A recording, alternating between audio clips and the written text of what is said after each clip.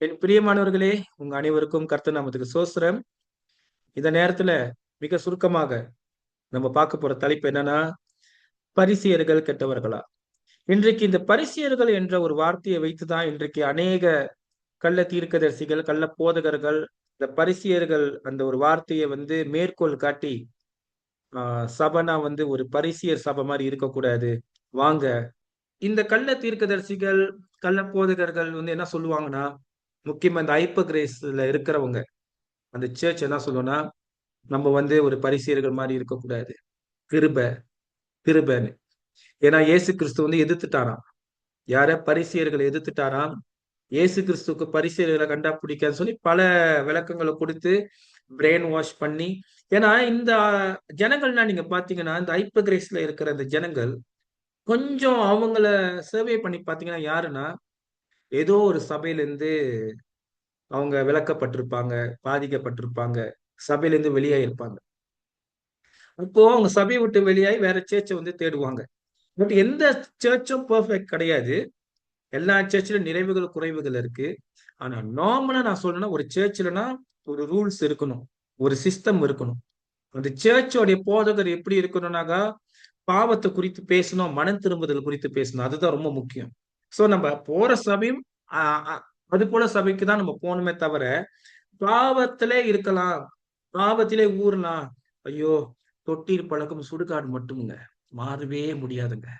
கடைசி வரைக்கும் இப்படிதான். தொட்டீர் பழக்கம் சுடுகாடு மட்டும், இது போவாது, இது ஒரு சைக்கிள் மாதிரி சுத்திக்கிட்டே தான் இருக்கும் அப்படின்னு சொல்லிட்டு திருப்பி அதுல கொண்டு பரவாயில்ல, ஆண்டு மன்னிக்கிறாரு, பரவாயில்ல, ஆண்டு நம்ம கூட இருக்கிறாரு.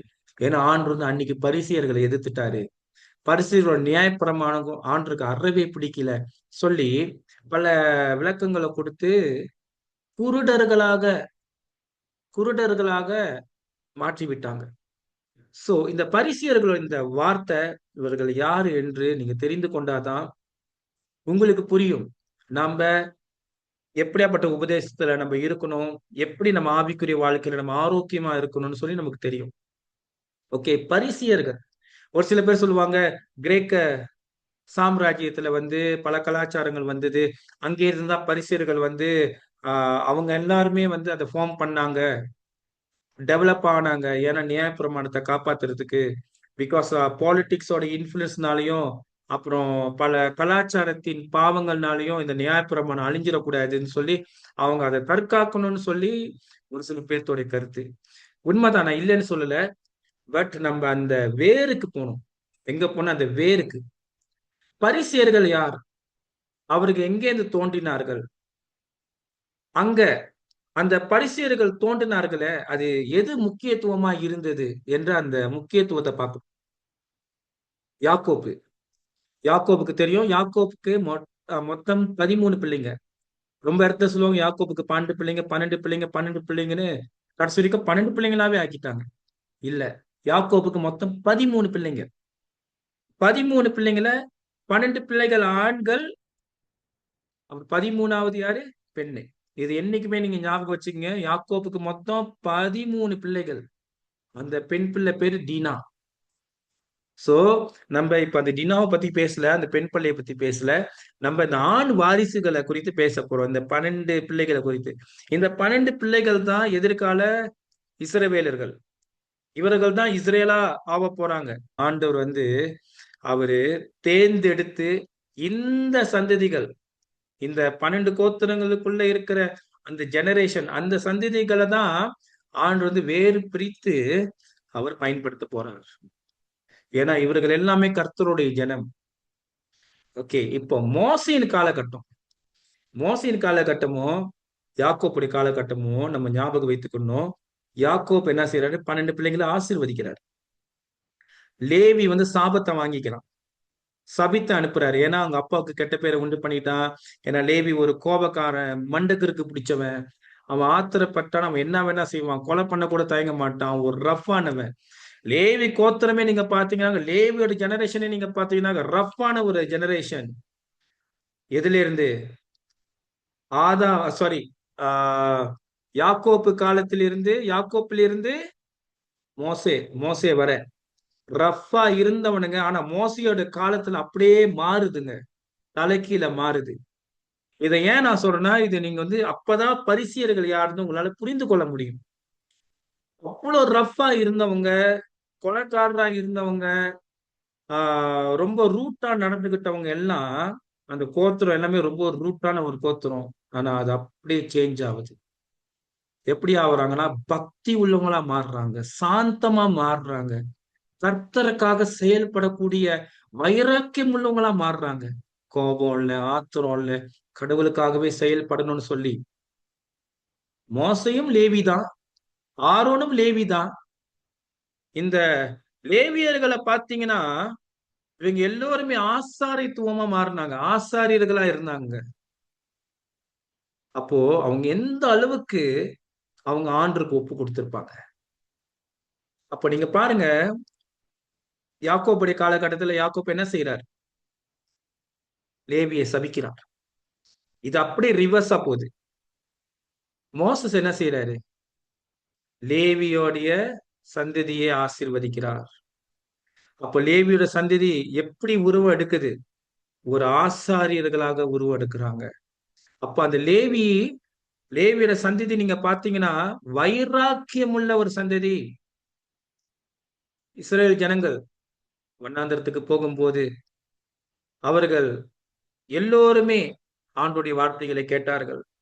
மோசையின் மூலியமாக மோசையின் மூலியமாக அற்புதத்தை பார்த்தார்கள்.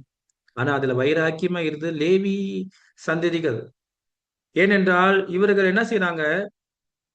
அந்நிய தேவனை உருவாக்கணும்னு சொல்லிட்டு, எங்களுக்கும் ஒரு தெய்வம் வேணும்னு சொல்லிட்டு என்ன செய்யறாங்கன்னா, இந்த சினாரியோ நான் சொல்றேன், ஒரு விக்கிரத்தை உருவாக்குறாங்க, கன்றுக்குட்டிய. யார் தெரியுங்களா உடன்படல? லேவி கோத்திரம் உடன்படவே இல்லை. லேவி கோத்திரம் தனித்திருந்தார்கள். அங்கே இருந்து அவர்களோட ஒட்டாம இவர்கள் தனியா இருந்தார்கள். பரிசேயர்கள் என்று சொன்னால் பிரித்தெடுக்கப்பட்டவர்கள், தனித்து நிற்பவர்கள். அது போல நீங்க பாருங்க, அது அதுதான் சொல்றேன். பரிசேயர்கள் அப்ப ஃபார்ம் ஆகல. பரிசேயர்கள் நீங்க பாத்தீங்கன்னாக்க அப்ப ஃபார்ம் ஆக கிடையாது. ஆனா அந்த பிளட் முற்பிதாக்கள், அந்த அந்த அந்த தலைமுறையில இருக்கிற முற்பிதாக்கள் அன்று வண்ணாந்தரத்துல அவர்கள் என்னத்தை விதைச்சாங்களோ, கர்த்தருக்காக அவங்க என்னத்தை விதைச்சாங்களோ, அவங்க சந்ததி அதே ஃபாலோ பண்ணாங்க. முற்பிதாக்கள் என்ன கற்றுக்கொண்டாங்களோ அததான் அவங்க சந்ததிக்கும் கற்றுக் கொடுத்தாங்க, அவங்க பிள்ளைகளுக்கு கற்றுக் கொடுத்தாங்க. அப்ப அந்த பிள்ளைகள் அவங்களுக்கு பிறந்த பிள்ளைகளுக்கு கற்றுக் கொடுத்தாங்க. அப்படியே தலைமுறை தலைமுறையா கற்றுக் கொடுத்து கொண்டே வந்தாங்க நியாய பிரமாணத்தை. இப்ப இந்த நியாய பிரமாணம் எங்க ஆரம்பிக்கப்படுது? நியாய பிரமாணம் எங்க வருது? மோசையின் காலகட்டத்துல. மோசையின் காலகட்டத்துல ஆண்டவர் நியாய பிரமாணத்தை தருகிறார். அங்கே இருந்தா நியாய பிரமாணம் ஸ்டார்ட். அப்ப மோசையின் கூட உட்கார்ந்தவர்கள் யாரு? மோசை யார் தெரியுமா ரொம்ப நம்பின அதிகமா? பெஞ்சமின் கோத்திரம், யூதா கோத்திரம், லேவி கோத்திரம். ஏன்னா மோசஸ் அநேக துரோகங்களை பார்த்துட்டாரு. அநேக துரோகங்கள், மக்கள்கள் பேசுற அந்த முறுமுறுப்பு வார்த்தைகள், அதெல்லாம் கேட்டு ரொம்ப சோர்ந்து போயிட்டார்.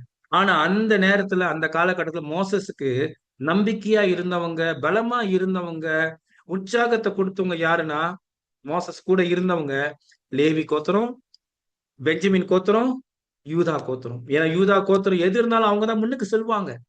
முன்னுக்கு நிக்கிறவங்களே இந்த யூதா கோத்திரம். பெஞ்சமின் கோத்திரம் கீழ்படுகிற ஒரு கோத்திரம், கீழ்படிஞ்சாங்க. லேவி கோத்திரம் என்ன செஞ்சாங்க? ஆசாரியர்களா இருந்தாங்க. ஆசாரியத்துவ பணிகளை அவங்க செய்து கொண்டு இருந்தாங்க. இது அப்படியே நம்ம கடந்து போவோம். ஏன்னா இவர்கள் எல்லாமே முற்பிதாக்கள். இது உங்க மைண்ட்ல இருக்கணும். யாக்கோப்புடைய பிள்ளைகள் 12 குமாரர்கள் அவர் ஆசீர்வதித்த காலத்திலே மோசையோடைய அந்த இதுக்கு வரும்போது 3 தலைமுறைகள் ஆயிடுச்சு. இந்த 3 தலைமுறைகள் தலைமுறையா அது கடந்து போகுது. இப்ப என்ன ஆகுதுன்னா, மோசையின் அந்த தலைமத்துவத்திலே இவங்க எல்லாமே கற்றுக்கொண்டாங்க. முக்கியமா லேவியர்கள், அந்த லேவி கோத்திரம் கற்றுக்கொண்டார்கள். யூதா கோத்திரம் அதிகமாக கத்துக்கொண்டார்கள். பெஞ்சமின் கோத்திரம் கத்துக்கொண்டார்கள். இவர்கள் எப்படின்னா வைராக்கியமா இருக்கிறவங்க. அவ பாருங்களேன், பாவத்துக்கு கூட துணை போல. லேவி கோத்திரம் அவங்க எப்படி இருந்தாங்க? விலகிதான் இருந்தாங்க. எங்க இவங்க கன்றுக்குட்டி செய்த அந்த காலகட்டத்துல அதுல உடன்படல, பாவத்துக்கு உடன்படல. அந்த அளவுக்கு ஸ்ட்ராங்கா இருந்தவங்க, வைராக்கியமா இருந்தவங்க, நியாய பிரமாணத்துக்கு நின்னவங்க, நியாய பிரமாணத்தை கை கொண்டவங்க. அப்ப அந்த பிளட் ஏன்னா ஒரு தாத்தா எப்படி இருக்காங்களோ அவங்க பிள்ளைங்களும் அதே மாதிரிதான் இருப்பாங்க. அந்த பிளட்லயே வந்துரும், அந்த ரத்தத்திலே வந்துரும். சோ அதே மாதிரிதாங்க, அது ரத்தத்திலே வருது. எப்படி தாத்தாக்கு வந்து டயபெட்டிஸ் இருக்கோ அதே மாதிரி வந்து பேரனுக்கும் டயபெட்டிஸ் இருக்கும். அது அப்படியே அந்த ரத்தத்திலே வரும். சோ அதனாலதான் கேட்பாங்க ஹாஸ்பிட்டல்ல, அவங்க தாத்தாக்கு டயபெட்டிஸ் இருந்துச்சா, அவங்க அப்பா அம்மாக்கு டயபெட்டிஸ் இருந்துச்சான்னு. அது தலைமுறை தலைமுறை அது அப்படியே கடந்து வரும்.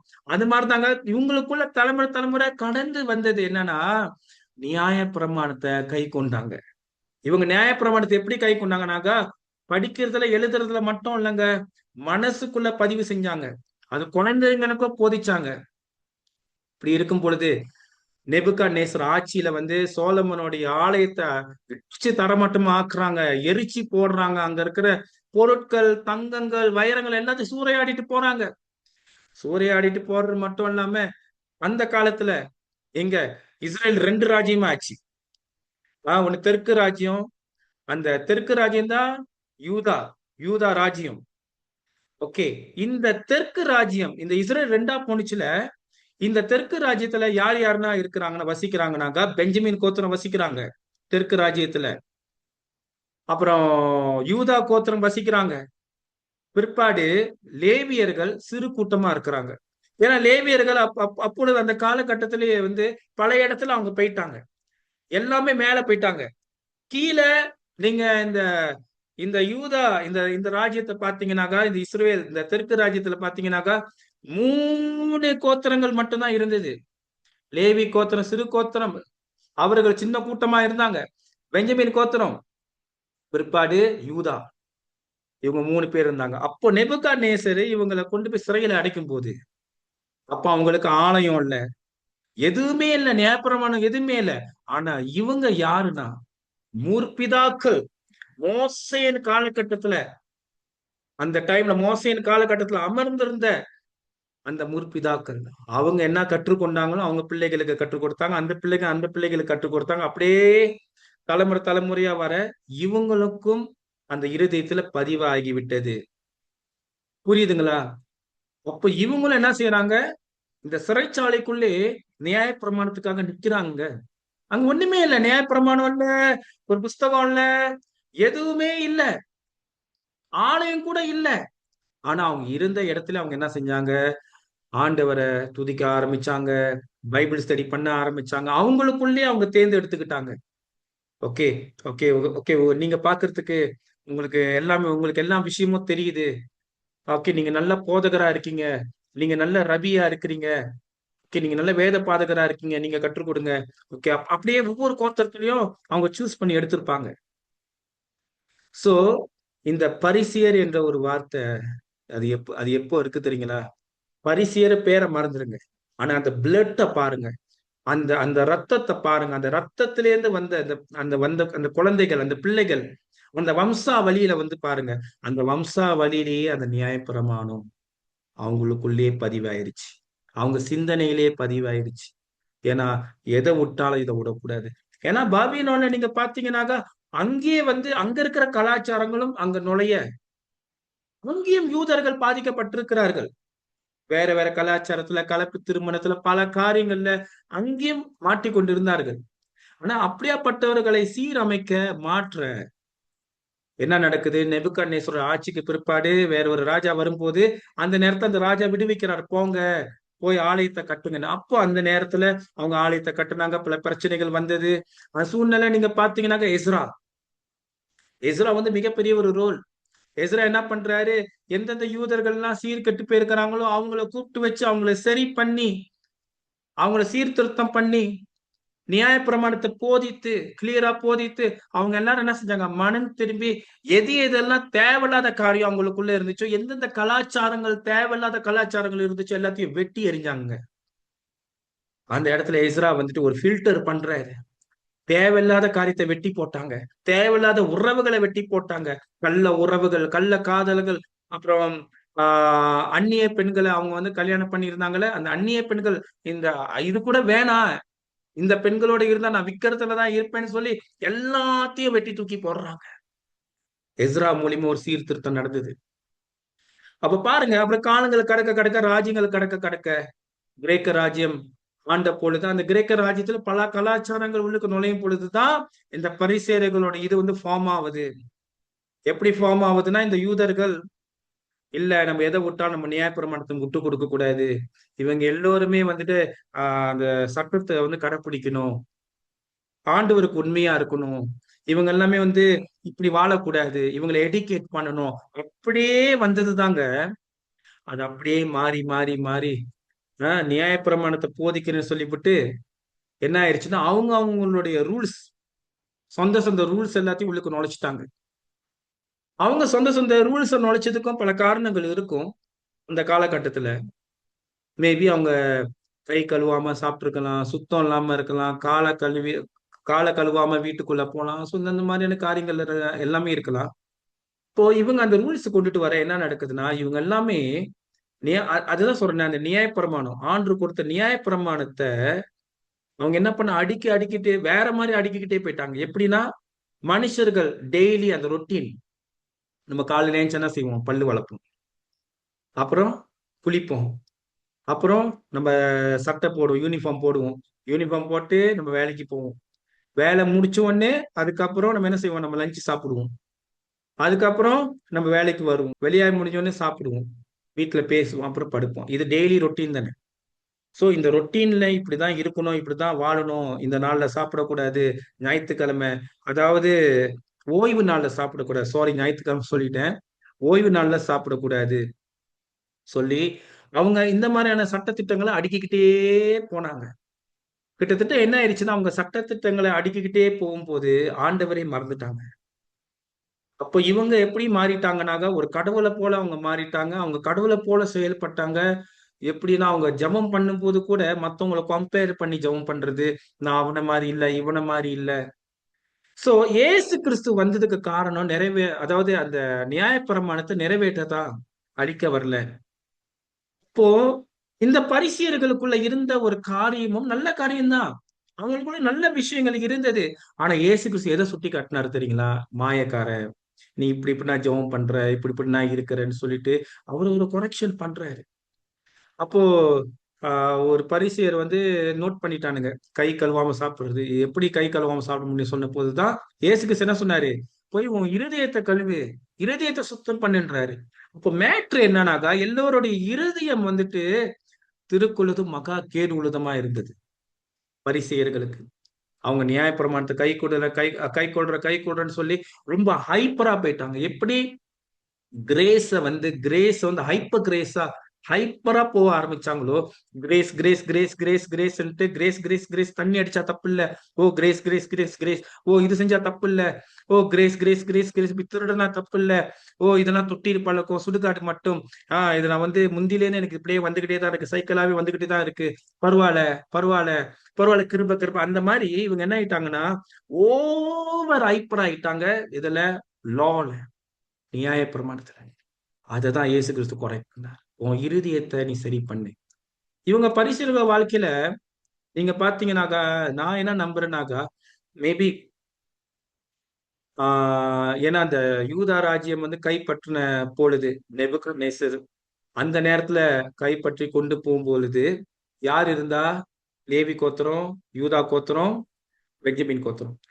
ஏன்னா இவங்க தான் ரொம்ப அதிகமா இந்த நியாயப்பிரமாணம் போயிடக்கூடாது, அந்த காலத்துல சபையே இல்ல, எதுவுமே இல்ல, நியாயப்பிரமாணம் எதுவுமே இல்ல, நம்ம வந்து கொண்டுட்டு வரணும்னு சொல்லி அவங்களுக்குள்ள பிரித்தெடுத்து செஞ்ச அந்த ஒரு காரியம், ஏன்னா அந்த ஒரு வைராக்கியம் மேபி இந்த பரிசியர்களுக்குள்ள இவங்க இருந்திருக்கலாம். பிகாஸ் ஏன்னா நீங்க பாருங்க, பவுல் இருக்கிறாருல, பவுலே சொல்றாரு, நான் ஒரு பரிசியன்றாரு, நான் பெஞ்சமின் கோத்திரத்தை சார்ந்தவன் சொல்றாரு. அப்ப அதே பவுல தான் இயேசு என்ன செய்யறாரு? இயேசு தொடர்றாரு அந்த சவுல பவுலா மாத்துறாரு.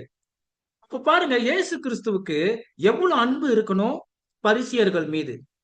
அதாவது இயேசு கிறிஸ்து புறஜாதிகள் மீது அன்பு வைத்திருக்கிறாரு, உண்மைதான், நான் இல்லைன்னு சொல்லல. ஆனா இன்றைக்கு நம்ம வந்து ஒரு சைடு தான் பாக்குறோமே தவிர மறு சைட்டை மறந்துட்டோம். பரிசியர்களை நம்ம மறந்துட்டோம். ஓ பரிசியர்கள் இப்படிதானே நம்ம வந்து அவங்கள கடைசி வரைக்கும் நம்ம வந்து ஒரு கருப்பு சின்னமாவே பார்த்துட்டோம், ஒரு பிளாக் டாட்டாவே அவங்கள பார்த்துட்டோம். இயேசு கிறிஸ்து பரிசியர்களை நேசித்தார் தெரியுங்களா? பரிசேயர்கள் மீது அவர் அன்பு வைத்திருந்தனால தான் அடிக்கடி கொரெக்ட் பண்ணாரு. ஒரு அப்பாவா இருந்தா மகனை கொரெக்ட் பண்ணதான் செய்வாரு. ஒரு அப்பாவுக்கு வந்து ஆசை இல்ல, மகன் கெட்டு போனோம்னு ஆசை இல்ல. இன்னும் பரிசேயர்கிட்ட ஆண்டு வந்து எப்படித்தான் உரையாடி இருக்கிறாரு. யோவான் 3வது அதிகாரம், ஃபேமஸான அதிகாரம் தெரியுங்களா? யோவான் 3வது அதிகாரம் 3:16 எவ்வளவு ஒரு ஃபேமஸான ஒரு வசனம். தேவன் தம்முடைய ஒரே பேரான குமாரனை விசுவாசிக்கிறவன் எவனோ அவனை கெட்டு போகாமல் நித்திய ஜீவன் அடையும் படிக்க அவரை தந்திரல இவ்வளவாய் உலகத்தில் அன்பு கூர்ந்தார். எவ்வளவு ஒரு அருமையான ஒரு வசனம் பிரியமானவர்களே. இந்த வசனம் தான் நம்ம எல்லோரையும் தொட்டது. நம்ம எல்லோருமே இப்போ ஆண்டுக்குள்ள இருக்கிறோம். நம்ம கெட்டு போகாமல் நம்ம அந்த நித்திய ஜீவன் அடையும் படிக்கதான் இயேசு வந்தாரு சொல்லிட்டு, இந்த நம்பிக்கையில நம்ம எல்லோருமே வந்து நம்ம காப்பாற்றப்பட்டிருக்கிறோம். இந்த யோவான் 3:16 இந்த வசனம் நம்மள தொட்டிருக்கு. அவ்வளவு இம்பாக்ட் பண்ணிருக்கு இந்த ஒரு வசனம். ரட்சிப்பின் ஒரு வார்த்தை, ஒரு ரட்சிப்பின் செய்தி. அல்லேலூயா. இந்த செய்தி யார் தந்தா? இயேசு கிறிஸ்து இந்த வசனத்தை கொடுக்கிறாருங்க. அவரு பேசுறாருங்க 3:16. அவர் யார்கிட்ட நம்ம பேசினாரு? இந்த இந்த பகுதியை நீங்க முழுவதுமா நீங்க வியாக்கணம் செய்து பாருங்க. யார்கிட்ட நம்ம பேசுறாரு? இயேசு கிறிஸ்து நிக்கோதேமு கிட்ட பேசுறாரு. நிக்கோதேமு யாரு? ஒரு பரிசேயன். அதாவது யூதர்களுக்குள்ள ஒரு பெரிய ஒரு அதிகாரி, ஒரு பெரிய ஒரு அத்தாரிட்டியில உள்ளவன். அவர் ஒரு பரிசேயன். நடு ராத்திரியில அந்த நிக்கோதேமு இயேசுவை தேடி வராங்க. இயேசுவுக்கும் நிக்கோதேமுக்கும் ஒரு டிஸ்கஷன் வருது. நிக்கோதேமு வந்து ரிப்ளை எதுவுமே பண்ணல. நிக்கோதேமு பேசும்போது அந்த நடுராத்துல ஏசப்பா பேசும் பொழுது இந்த 3:16 கொடுத்தாரு. அவர் ஏசப்பா என்ன பேசுறாருனாக்கா, நம்ம மறுபிறப்பு, ஆவியின் பிறப்பை பத்தி பேசுறாரு. அந்த இடத்துல ரட்சிப்பை பத்தி பேசுறாரு. நம்ம யாருமே கெட்டு போக கூடாது. அதான் பாருங்க, வசனத்தை பாருங்க. தேவன் தம்முடைய ஒரே பேரான குமாரனை விசுவாசிக்கிற எவனோ அவனுக்கு கெட்டு போகாம நம்ம இயேசு கிறிஸ்துவ விசுவாசிக்கணும் பிரியமானவர்களே. அதுதான் இயேசு கிறிஸ்துவோடைய பர்பஸ். அதுதான் அவர் நோக்கம். அதுதான் நம்ம யாருமே கெட்டு போக கூடாது. பரிசேயர்கள் கெட்டு போக கூடாது. பரிசேயர்கள் விசுவாசிக்கணும், இயேசுவை விசுவாசிக்கணும், இயேசுவை நம்பணும். ஏன்னா இவர்கள் இயேசுவை நம்பினாதான் அவர்கள் வாழ்க்கையில ஒரு மாற்றம் வரும், ஒரு ரட்சிப்பு வரும். ஏன்னா இயேசு கிறிஸ்து நீங்க பாருங்க, அவரு காணா போன ஆட்டை தேடி வந்தாரு. காணா போன ஆடுனா எது? இந்த கோத்திரங்கள் செதறி போச்சு பாருங்க. 12 கோத்திரங்கள் செதறி போச்சு. இந்த காணா போன ஆட்டை தான் அவர் தேடி வந்தார். அப்போ ஆண்டு வந்து பரிசேயரை வந்து எந்த அளவுக்கு நேசிக்கிறாரு. இன்னும் நான் கூடுதலா சொல்லணும்னாக்கா, இயேசுவே சொல்லி இருக்கிறாரு சீஷருங்கிட்ட, பரிசேயருங்க போதிக்கிறத கேளுங்க, அவங்க போதனையை கேளுங்க. அப்போ இயேசு கிறிஸ்து பரிசேயர்களுடைய போதனையை வந்து அங்கீகரிக்கிறாரு, ரெக்கனைஸ் பண்றாரு, அங்கீகரிக்கிறாரு பரிசேயர்களுடைய போதனை. ஆனா பட் இயேசு கிறிஸ்து பரிசேயர்களுடைய போதனை அங்கீகரித்தாலும் பரிசேயர்களுக்குள்ள இருக்கிற அந்த மாயக்கார அந்த அந்த வாழ்க்கையின் ஜீவியம் மாயமா இருக்கிறது, ஃபேக்கா இருக்கிறது. உள்ளுக்குள்ள மன திரும்புதல் இல்ல, உள்ளுக்குள்ள ஒரு மாற்றம் இல்ல. அததான் அவர் எதிர்த்தார். பரிசேயர்கள் எதிர்க்கல, பரிசேயர்கள் இருதயத்தில் ஒரு மாற்றம் இல்லையே, அதற்கு தான் அவர் எதிர்த்தார். ஆகவே இயேசு கிறிஸ்துவின் நோக்கம் அனைவரும் ரட்சிக்கப்பட வேண்டும். என் பிரியமானவர்களே, ஒரு காரியத்தை நீங்க தெரிந்து கொள்ளுங்க. நமக்கு ரூல்ஸ் முக்கியமா இல்லையான்னு கேட்டா, நமக்கு ரூல்ஸ் முக்கியம். வேதாகம வார்த்தையை நம்ம கடைப்பிடிப்பது ரொம்ப ரொம்ப முக்கியம். பாவத்துக்கு உடன்படக்கூடாது, பாவத்துக்கு உடன்படக்கூடாது. லேவி கோத்திரம் பாருங்க எந்த அளவுக்கு அவங்க வைராக்கியமா இருந்தாங்க. இவங்க விக்கிரத்தை வந்து அவங்க வந்து வணங்கினப்போ, கன்றுக்குட்டிய செஞ்சு விக்கிரமா அவங்க வந்து அந்த அந்நிய தேவனை வணங்கினப்போ இவங்கெல்லாம் ஒதுங்கிட்டாங்க. அதுல உடன்படல, அறவே இவங்கெல்லாம் உடன்படல. அப்படி இருக்கும்போது அவங்களுக்குள்ள இருக்கிற வைராக்கியம், பரிசேயர்களுக்குள்ள இருக்கிற வைராக்கியம் சரி. ஆனா காலப்போக்குல அது அப்படி மாறிடுச்சு. அதுதான் இயேசு கிறிஸ்து கரெக்ட் பண்றார். அதனாலதான் இயேசு கிறிஸ்து சொல்றாரு, இன்னும் அவங்களை காட்டிலும் இன்னும் அதிக நீதியுடன் இருக்க சொல்றாரு. அதிக நீதியுடன் எப்படி? இவங்க எப்படி ஒரு வைராக்கியமா இருந்தாலும் பாவத்துக்குள்ள நம்ம வந்து இருக்கக்கூடாது. கஷ்டம்தான். நம்ம பலவீனம் சொல்லிட்டு அப்படியே உட்காராம, அப்படியே மூழ்காம நம்ம பலவானா மாறணும். இன்னும் எத்தனை நாளைக்கு தான் நம்ம பலவீனம் சொல்லிக்கிட்டு இருக்க போறோம்? கண்டிப்பா ஆண்டு பலத்தை கொடுப்பாரு. நம்ம எல்லாமே மனுஷனுங்க. நம்ம எல்லாருமே வானத்திலிருந்து குதிக்கல. ஏன்னா அவர் பரிசுத்த தேவன், அவர் பரிசுத்தராய் இருக்கிறார். ஆகவே நீ பரிசுத்தமா இரு. இதுதாங்க ஆண்டு நம்ம கிட்ட சொல்ற ஒரு செய்தி. பாவத்தில இருந்து நம்ம காம்ப்ரமைஸ் பண்ணி பாவத்துல வாழ்ற ஒரு வாழ்க்கைய வாழ சொல்லல. கிருபை அதுக்கு கொடுக்கல. Must understand. Must understand. பரிசேயர்களை விட இன்னும் நமக்குள்ள இருக்கிற நீதி இன்னும் அதிகமா இருக்க வேண்டும். ஹல்லேலூயா. கர்த்தர் உங்களை ஆசீர்வதிப்பாராக. ஆமென்.